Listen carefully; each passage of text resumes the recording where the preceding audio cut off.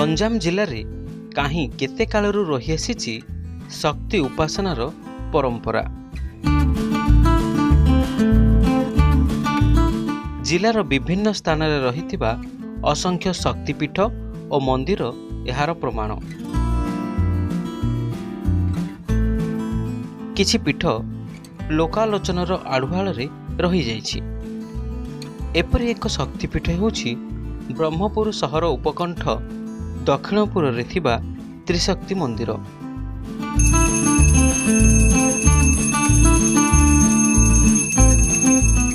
ଏହା ଏକ ଅଦ୍ୱିତୀୟ ଦେବୀ ମନ୍ଦିର।